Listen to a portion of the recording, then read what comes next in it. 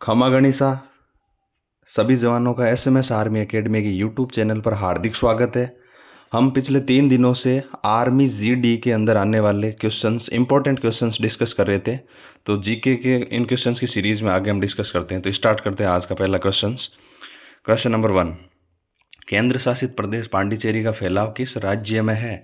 तो पांडिचेरी केंद्र शासित प्रदेश है, तो किस राज्य में ये बताना। तो केरला में है, तमिलनाडु में या आंध्र प्रदेश में। तो इसका करेक्ट आंसर होगा उपयुक्त सभी, यानी सभी राज्यों के अंदर है। इसका फैलाव सभी राज्यों के अंदर है, उपयुक्त सभी। इसकी ट्रिक मैं बता देता हूँ आपको, सर याद कैसे रहेगा कि पांडिचेरी कहाँ कहाँ फैलाव। तो इसकी ट्रिक है कपट है। ये कपट करता है, क्या करता है? कपट करता है। ये एक राज्य में नहीं रहता है, कई राज्यों में रहता है। तो कैसे याद रखें? केरला, आंध्र प्रदेश, एपी आंध्र प्रदेश और टी तमिलनाडु। तो इन 3 राज्यों में पांडिचेरी का फैलाव है। बढ़ते हैं नेक्स्ट क्वेश्चन की ओर। क्वेश्चन नंबर 2 है आज का हमारा। भारत का कौन सा राज्य चीन के साथ सीमा नहीं बनाता है? तो हिमाचल प्रदेश, अरुणाचल प्रदेश, सिक्किम और मिजोरम। तो इसका करेक्ट आंसर है मिजोरम। सर याद कैसे रहेगा? तो इसकी एक ट्रिक बता देता हूँ आपको। हप, जैसे चाइना को अपन हप बोलते हैं, क्या बोलते हैं? हप अप यूकेसी, तुम कौन हो ना, कि हप अप यूकेसी, तुम कौन हो, इस टाइप से। तो कौन क्या हुआ सर? ट्रिक का क्या मतलब है यहाँ पर?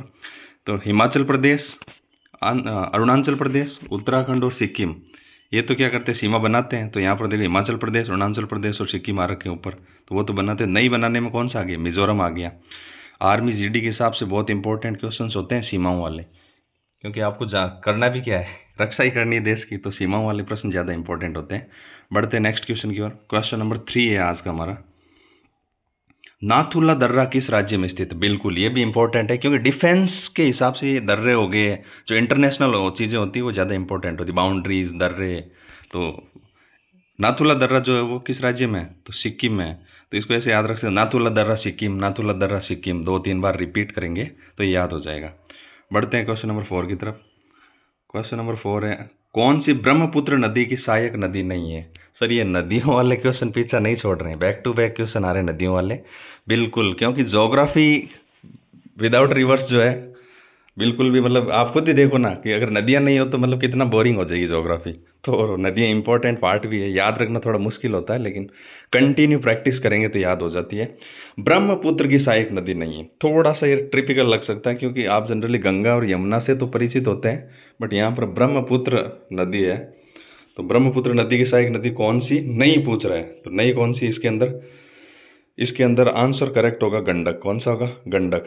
तो कौन कौन सी है नदियां, पहले तो आपको है वाला पता होना चाहिए, कौन कौन सी सहायक नदियां है। तो है कौन सी ब्रह्मपुत्र की सहायक नदियां? तो मैं बता देता हूँ।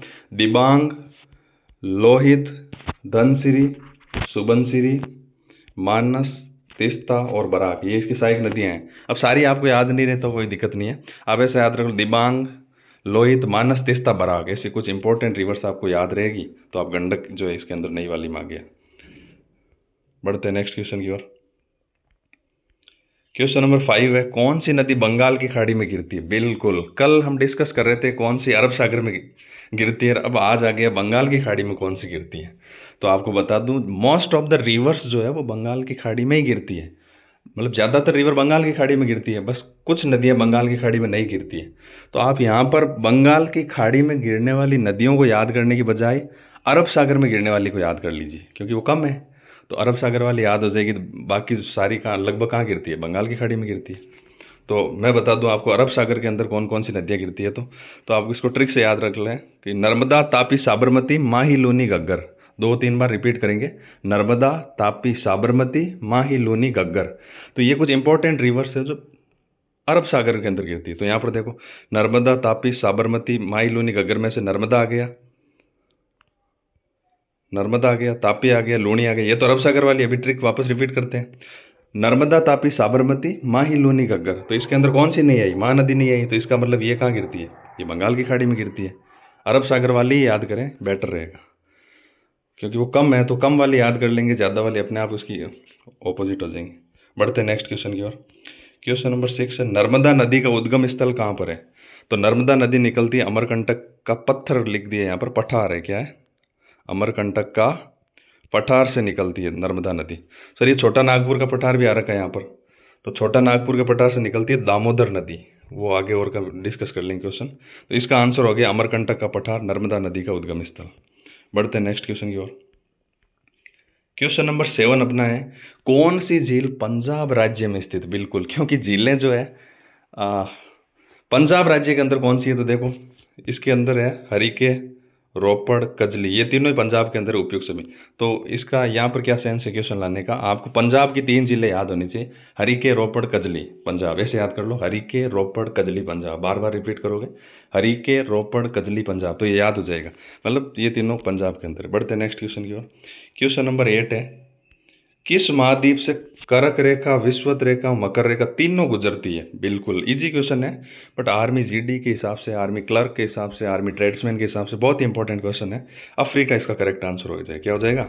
अफ्रीका। अच्छा सर, होती क्या है ये हम डिस्कस कर चुके हैं कि ये जैसे मान लो ये पृथ्वी है, इसको मान लें, तो एक तो बीचों बीच होती है 0 डिग्री अक्षांश, इसको तो बोलते हैं विषुवत वृत्त, क्योंकि कंप्लीट पूरा सर्कल कर रहा है। उसके बाद में इधर होता है 23.5 डिग्री उत्तरी अक्षांश, 23.5 डिग्री उत्तरी अक्षांश, और इधर होता है 23.5 डिग्री दक्षिणी अक्षांश। तो 23.5 डिग्री जो उत्तरी अक्षांश होता है उसको तो बोलते हैं करक रेखा, और 23.5 डिग्री जो दक्षिणी होता है उसको बोलते हैं मकर रेखा, और 0 डिग्री वाले को बोलते हैं विषुवत वृत्त। तो अफ्रीका की कंडीशन ऐसी है कि इसके अंदर से तीनों ही गुजर जाती है, तो इसका आंसर अफ्रीका हो गया। बढ़ते हैं नेक्स्ट क्वेश्चन की ओर। क्वेश्चन नंबर 9, कौन सा महासागर एस आकार का है? तो इसका करेक्ट आंसर हो गया अटलांटिक महासागर। अटलांटिक महासागर का भी आप मैप देखना, उसके अंदर आपको ऐसे हल्का सा कैसी फीलिंग आ जाएगी ऐसी, किस तरह से, क्योंकि उधर नॉर्थ अमेरिका, साउथ अमेरिका, और इधर आता अपना यूरोप आ गया, और नीचे अफ्रीका, तो इनके बीच में एस सी बनती है आकृति, मतलब एस सा लगता है। आप कभी मैप देखोगे तो आपको लग जाएगा अटलांटिक महासागर इसका करेक्ट आंसर है।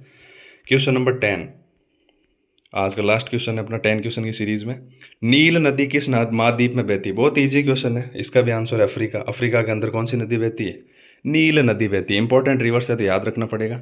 वर्ल्ड की कुछ इंपॉर्टेंट रिवर्स भी आपको याद होनी चाहिए, जैसे नील हो गई, अमेजन हो गई, इन नदियों को याद रखना। भारत की तो रखनी है इंपॉर्टेंट रिवर्स को, विश्व की भी कुछ इंपॉर्टेंट रिवर्स को याद रखना है। तो इसी तरह आज हमारे 10 इंपॉर्टेंट क्वेश्चन समाप्त हुए। आगे और इंपॉर्टेंट क्वेश्चंस प्राप्त करने के लिए, देखने के लिए SMS आर्मी एकेडमी के यूट्यूब चैनल को सब्सक्राइब करें। बहुत बहुत धन्यवाद।